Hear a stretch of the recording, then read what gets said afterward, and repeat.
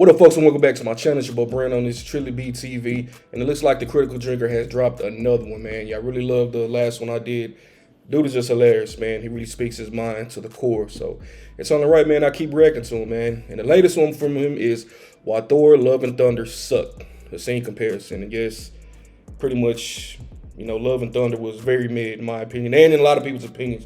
It was a huge letdown, so he's going to explain why. But anyway, man, course straight reaction. Let's get to it. Now, it's no secret that Thor Love and Thunder has turned out to be a fucking disastrous addition to an already struggling Marvel Phase 4. A lazy, paint-by-numbers kind of movie that squanders its talented cast on a script that feels like it was written by a hyperactive 12-year-old, featuring pointless ego-stroking roles for its director and his girlfriend, and some of the worst CGI this side of Joss Whedon's Justice League.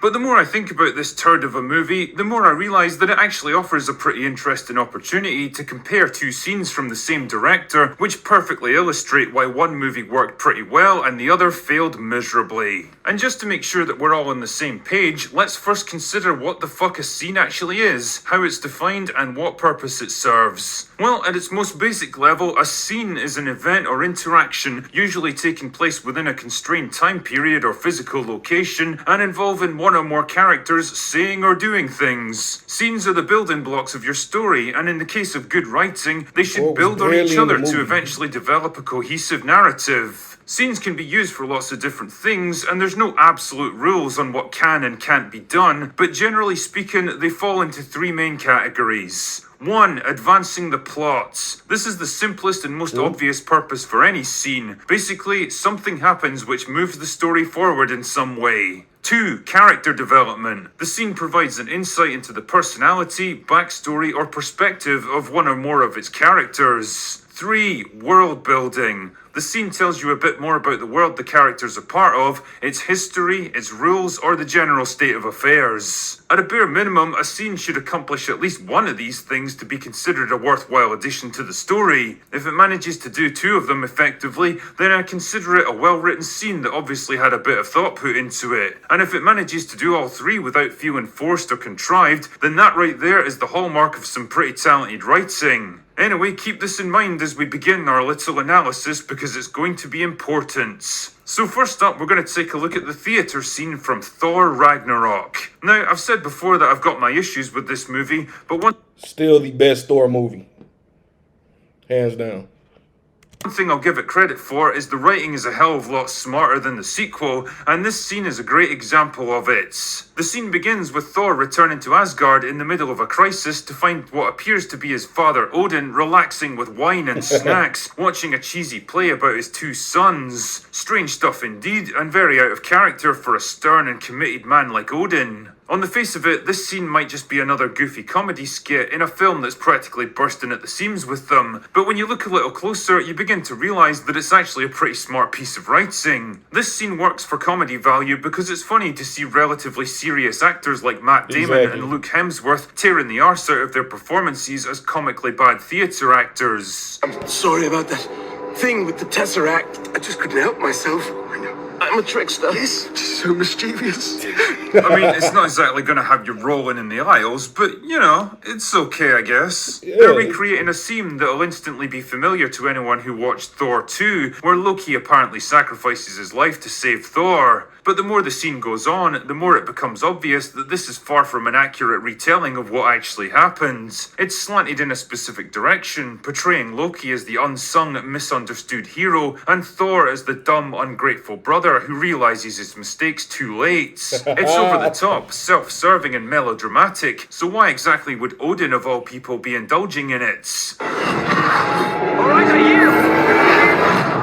Suddenly it all makes sense, and it perfectly lines up with Loki's self-absorbed, narcissistic personality. Like any good narcissist, he sees himself as the flawless, tragically misunderstood hero of his own story, and naturally he wants everyone else to see him the same way. It tells us a great deal about Loki as a character, not just in how he sees himself, but also how he views previous events and the world around him. This also serves as setup for the eventual payoff at the end of the movie, when Loki chooses to set aside his own personal ambition to do the right thing and help his brother. And even better, when he gets unmasked for his true identity, it also serves to move the plot forward by ultimately reuniting both brothers with their father Odin, who's been abandoned on Earth. It accomplishes 4 different things all at the same time. 1. Advancing the plot to a major event that will set the rest of the story in motion. 2. Giving us an insight into at least one major character and setting up a character arc with a satisfying payoff at the ends. 3. Building up the world by explaining the decline of Asgard as a major power under Loki's ineffective leadership. 4. Making the audience laugh by providing an entertaining scene. And what's impressive is that it manages to do all 4 of these things without ever feeling forced, contrived, or clunky. Each component of the scene fits logically into the others, complementing rather than conflicting with them, so that most people aren't even aware of the pretty complex stuff going on in the backgrounds. That's pretty fucking impressive from a writing point of view, and it underscores how much creative thought and planning actually went into Thor Ragnarok.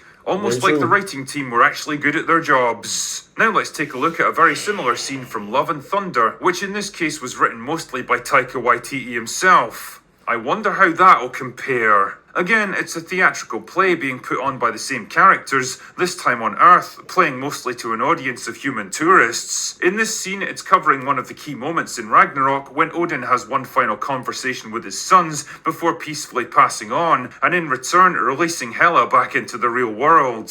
On the surface, it's the same hammy acting and cheesy improvised special effects, but the difference here is in what the scene actually accomplishes from a writing point of view. All that clever mechanical stuff that's supposed to be going on in the backgrounds. The previous play was a humorous insight into the mind and motivations of the man behind it, a stepping stone to major plot revelations, and a useful piece of they world recycled building. that scene. This time the play humor, serves no purpose at all. It wasn't commissioned by anyone in particular, it's just the actors putting on a show for tourists, so it loses out on one major writing objective right off the bat. But what about the other 2 objectives? Well, it doesn't move the plot forward, that's for sure. There's no major events which are triggered by this scene or logically follow on from it. It's just a standalone thing which happens for a couple of minutes. You could easily delete it from the film and the rest of the story would carry on exactly as before. If I had to be super generous, I'd say that it at least tries to explain how Thor's hammer got broken in the previous movie, which kind of feeds into the next scene with Jane looking over the broken pieces as a museum exhibit. But again, it's just not necessary,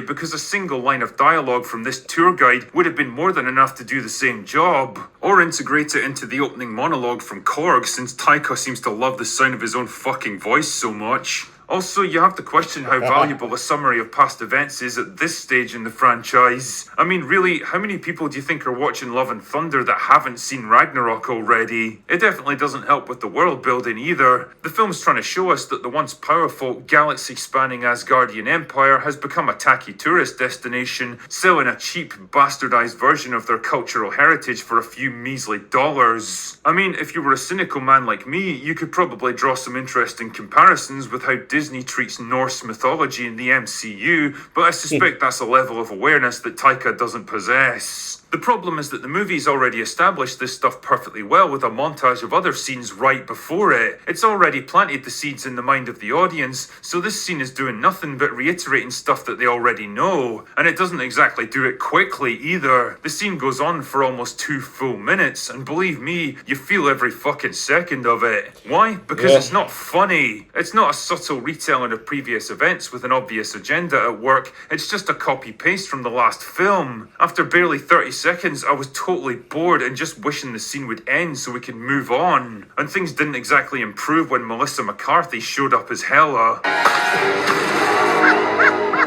Seriously, was this woman ever fucking funny at anything? Not only does the scene fail to give us any insight into any of the characters involved, set up any significant payoffs for later in the story, or move the plot forward in any way that couldn't be accomplished far more quickly and efficiently, but it even fails to make us laugh. It's an absolutely pointless scene that fails to satisfy any of the requirements for why it should even be part of the film, and I think it's a perfect example of a writer-director with a deeply flawed mindset about movie making. See, the success of Thor Ragnarok gave Taika Waititi a lot of creative freedom to make his next Thor movie, including the chance to write the script all by himself. And I think this is where Love and Thunder really went off the rails. See, Taika's clearly got a talent for comedy, and he's not exactly lacking in creativity and ideas, but the thing he does lack is focus and discipline. The behind-the-scenes footage make him look like a kid that's been turned loose in a candy store. He just wants to mess around, try out new ideas, experiment, have fun. He's not too worried about pesky little details like continuity, plot consistency, pacing, or maintaining an appropriate emotional tone. Now that's less of a problem when you're doing some little indie movie or a quirky low-budget comedy show, but it's not so good when you're put in charge of a $200 million franchise film. His approach with Love and Thunder was to shoot basically any and every idea that popped into his head, no matter how good or bad, and then just see what he could hammer together in the editing bay. That's why the original cut was apparently 4 hours long, and even Chris Hemsworth described it as basically unwatchable, sacrificing plot, character, logic, and everything else for the sake of a few jokes. Now, I don't doubt that Taika Waititi is a creative guy, but he's definitely a director that needs oversight and level-headed people around to curb his wilder instincts, and that's the thing that was sorely lacking here. He wrote the theatre scene because it was a funny callback to a well-received scene from the last movie without really considering why it worked so well last time around. He wanted the payoff, the cheap and easy laughter, the quick dopamine hit, without doing any of the work needed to make it successful. It demonstrates only the most basic, surface-level understanding of what made the scene function, and really it's pretty emblematic of his entire approach to Love and Thunder. It was a low-effort, low-intelligence, undisciplined production put together by a man that had started to buy into his own hype, confident in his own abilities, and too complacent to push himself to do anything better. That's why he hasn't been asked back for Thor 5. And if nothing else, it should probably serve as a lesson to most aspiring filmmakers about how not to put a movie together. Anyway, that's all I've got for today. Go away now. And there you are, ladies and gentlemen. Critical Drinker once again. Yeah, man, basically, Thor Love and Thunder was pretty much like one big skit. And I know when it comes to like mediocre comedy, you know, corniness and stuff, it works for skits, not a huge motion picture. And like, I don't know, it was like, prime example, you had Infinity War Part 1. It had an equal dose of comedy along with like badass moments to where it was just all around just a perfect film. Even, you know, Thor Ragnarok, it had its funny, corny moments, but yet it also had its super badass moments to where it just blended in so well. And I didn't even know Taika was I didn't know he made Thor Ragnarok. I didn't know that till now and stuff. And it seems like he was just going off of his high from Thor Ragnarok to where he's like, all right, man, we just gonna wing it, you know, we're gonna do what we do, and then bam, but then sure enough, it was just a complete disaster. So yeah, man, it's crazy. Going into the summertime, I really had my expectations super high because you had Doctor Strange and the Multiverse of Madness, and you had Thor: Love and Thunder, which in my opinion, both movies I thought that were gonna dominate the box office. Multiverse of Madness, it did good. You know, of course, people had its little gripes here and there, but I actually liked it. You know, it was dope. It was, you know, pretty good and stuff. Of course, I myself had my complaints here and there, but Thor: Love and Thunder, I thought that movie was gonna be A1. I thought that was gonna be the movie of the year, and then out of nowhere, man, you had Top Gun just came and just like dominated the box office. Which honestly, I can say, and oh man, don't bash me too hard. I didn't think that movie was gonna do as well as it did, due to the fact that it's a sequel it's a sequel from a movie that came out like 35 years ago.